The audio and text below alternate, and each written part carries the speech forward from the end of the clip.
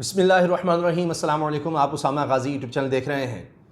आसिम सलीम बाजवा साहब का अचानक इस्तीफ़ा। सी पैक अथॉरिटी के चेयरमैन थे और उन्होंने अचानक से इस्तीफ़ा दे दिया और ये सबसे बड़ी खबर बन गई।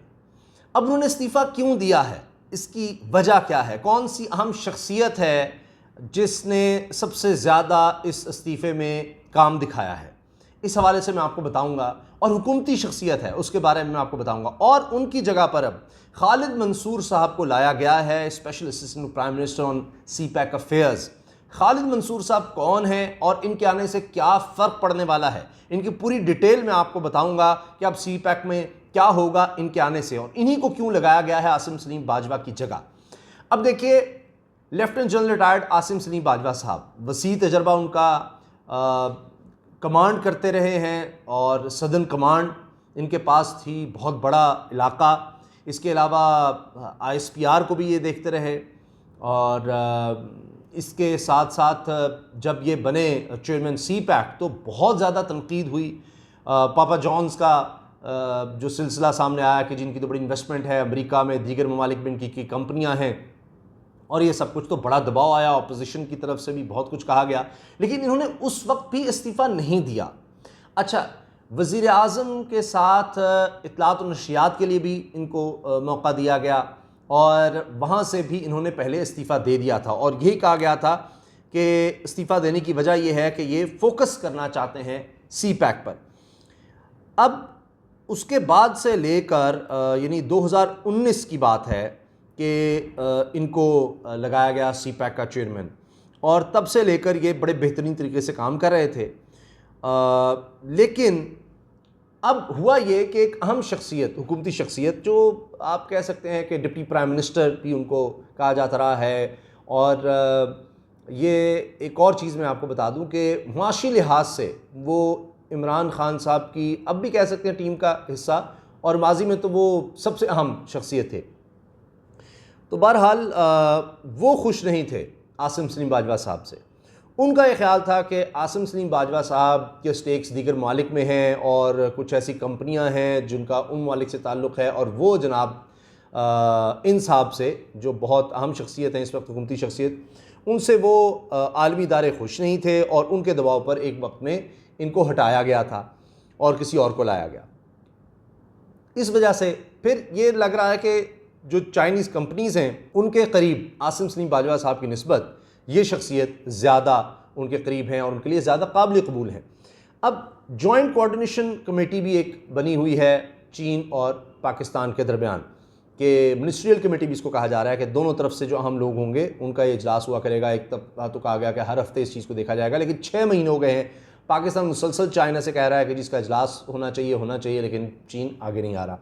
अब इसी वजह से ये वजूहात हैं कि आसिम सलीम बाजवा साहब ने इस्तीफ़ा दे दिया है और ज़ाहिर है कि इनको अब हटाया गया और इनकी जगह पर खालिद मंसूर साहब को इमीडिएट इफ़ेक्ट, नोटिफिकेशन भी सामने आ गया है, उनको लगा दिया गया है।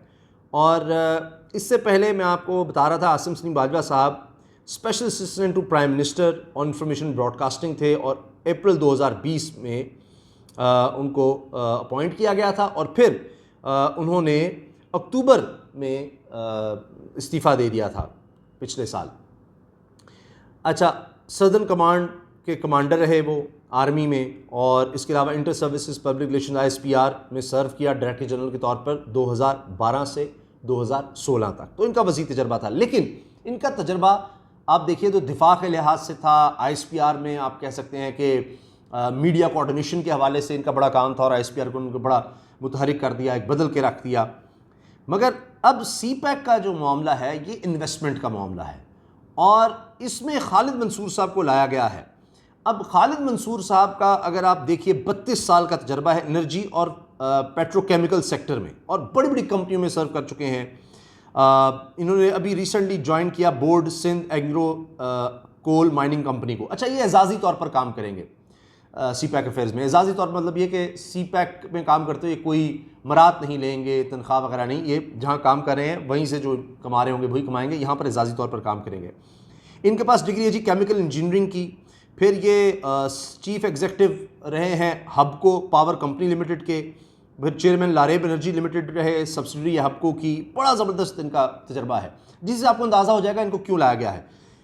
इसके अलावा चीफ एग्जीक्यूटिव ऑफिसर है अल्जीरिया ओमान फर्टिलाइज़र कंपनी के, बैनुल-अक़वामी इनका एक्सपीरियंस नज़र आ रहा है।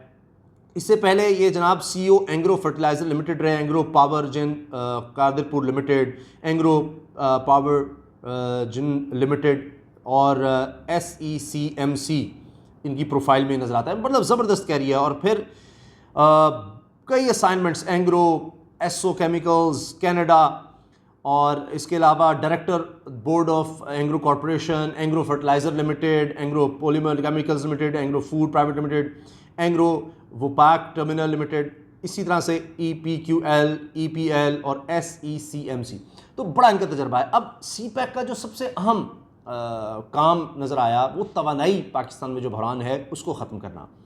और इसमें ज़ाहिर शारें भी हैं, इसमें गवादर पोर्ट है, इसमें रेलवे की भी बात हो रही है, लेकिन इंडस्ट्रियलाइजेशन है, तो उसमें सबसे अहम है तवानाई। ये सब होगा तो फिर ही काम आगे चलेगा। इसमें 5 मेजर प्रोजेक्ट्स हमें नज़र आते हैं CPEC अंडर पावर प्रोजेक्ट्स। अब खालिद मंसूर साहब का कमाल तजर्बा और उनका माजी मैंने आपके सामने रख दिया। उसमें अब ये इन पावर प्रोजेक्ट्स को एफिशिएंट भी बनाएंगे, वर्केबल, जो उस तरह से काम नहीं अभी तक हो रहा था। इसके अलावा प्राइवेटाइज करना हुआ तब भी और प्रॉफिटेबल बनाना हुआ तब भी। तो एनर्जी सस्ती होगी, तवानाई सस्ती होगी, ज़बरदस्त होगी, तभी इंडस्ट्रियलाइजेशन होगी। मतलब इंडस्ट्री आप लगा रहे हैं, अगर उसके लिए तवानाई आपके पास नहीं, इंडस्ट्री चलेगी कैसे? आपके पास बिजली नहीं है, आपके पास गैस नहीं है, तो कैसे चलेगी? तो लिहाजा अब इस वजह से इनको लाया गया है कि कुछ काम उस स्पीड पर नहीं हो रहा था जिस पर ज़रूरत थी। तो आसिम सलीम बाजवा साहब ने अपनी जगह अच्छा किया और इज़्ज़त से उन्होंने रिटायरमेंट ले ली या इस्तीफ़ा दे दिया। अच्छा, जब ये CPEC अथॉरिटी बनाई गई तब भी बड़े एतराज़ हुए थे, वो उसमें मैं क्या तफसील में जाऊँ, मैंने आपको सारा बैकग्राउंड बता दिया है, क्यों इनको अब हटाया गया वो मैंने आपको बता दिया है। अब आसिम सलीम बाजवा साहब ने खुद ट्वीट किया है कि जी, I bow my head before Allah almighty for giving me an opportunity to raise and steer the important institution of CPEC authority as one window for all CPEC projects charting the future direction wouldn't have been possible without full confidence support of PM and his government। और फिर यानी ये शुक्रिया अदा करते कहते हैं कि जी मैं अल्लाह ताला का शुक्र अदा करता हूँ कि उन्होंने मौका दिया कि CPEC को मैं आगे लेकर चलूँ, और वज़ीर आज़म का, उनकी गवर्नमेंट का मुझे एतमाद हासिल था, वरना ये मुमकिन ना होता। असद उमर साहब, जो पहले लोग जिन्होंने आसिम सलीम बाजवा साहब को सराहा है, असद उमर हैं। तो ये बड़ा अहम नाम है, तो जो ख़बर है उससे भी ये नाम जुड़ता है। I want to thank Asim Salim Bajwa for his services in moving CPEC forward and playing a vital role in broadening of the CPEC scope. With the transition to second phase of CPEC, his dedication and commitment was a source of great strength and support. तो असद उमर ने शुक्रिया अदा किया है जी आसिम सलीम बाजवा का कि आपने बड़ा ज़बरदस्त काम किया है, और बहुत शुक्रिया। अच्छा, अब फेडरल प्लानिंग मिनिस्टर हैं असद उमर साहब, तो प्लानिंग में ज़ाहिर है कि CPEC भी आता है, तो उनकी तरफ से शुक्रिया अदा करना अहम है। साथ ही जनाब असद उमर साहब कहते हैं, I welcome Khalid Mansoor to the team as special assistant prime minister for CPEC affairs. His vast corporate experience with extensive work with Chinese companies and his direct involvement in leading some of the biggest CPEC projects makes him an ideal person to lead the next phase of CPEC। तो लग रहा है कि असद उमर साहब इनको बड़ी अच्छी तरह जानते हैं, और असद उमर साहब ख़ुद भी कॉर्पोरेट सेक्टर में बड़े बड़े ओहदों पर रहे हैं, बड़ा काम कर चुके हैं। तो उन्होंने खालिद मंसूर साहब को वेलकम किया है, और लगता है कि इनकी अपॉइंटमेंट में असद उमर साहब का भी बहुत बड़ा हाथ है। खालिद मंसूर की अपॉइंटमेंट में इस चीज़ से नज़र आ रहा है दोनों का एक तरह से जिस सेक्टर से तजर्बा है और जिस पर ये काम कर चुके हैं। तो अब उम्मीद ये की जा रही है, और नज़र भी आ जाएगा इसके बाद कि कितना फ़ैसला इमरान खान साहब का दुरुस्त है आसिम सलीम बाजवा की जगह खालिद मंसूर को लाना, क्योंकि अब कहा यह जा रहा है कि आपको CPEC में पहले की निस्बत तेज़ी भी नज़र आएगी, और ख़ास तौर पर एनर्जी प्रोजेक्ट्स में आपको बहुत ज़बरदस्त काम मिलेगा, क्योंकि खालिद मंसूर साहब जो हैं पाकिस्तान में बेस्ट आदमी कहे जाते हैं एनर्जी के हवाले से, और इसमें उन्होंने बड़ा काम किया हुआ है। तो आप इस बारे में क्या कहेंगे आसिम सलीम बाजवा साहब के बारे में, और नए जो साहब आए खालिद मंसूर साहब, उनके बारे में अपनी राय का इज़हार कमेंट सेक्शन में ज़रूर कीजिएगा। चैनल को सब्सक्राइब करना मत भूलिए। सबसे कहें कि उसामा गाजी यूट्यूब चैनल आपके ताबुन से चलता है, तो उसको ज़रूर सब्सक्राइब करें। वीडियो अच्छी लगे तो लाइक ज़रूर कर दीजिएगा, और बेल आइकन पर क्लिक कीजिए ताकि हर वीडियो के बारे में आपको बर वक्त पता चल सके। अल्लाह हाफ़िज़।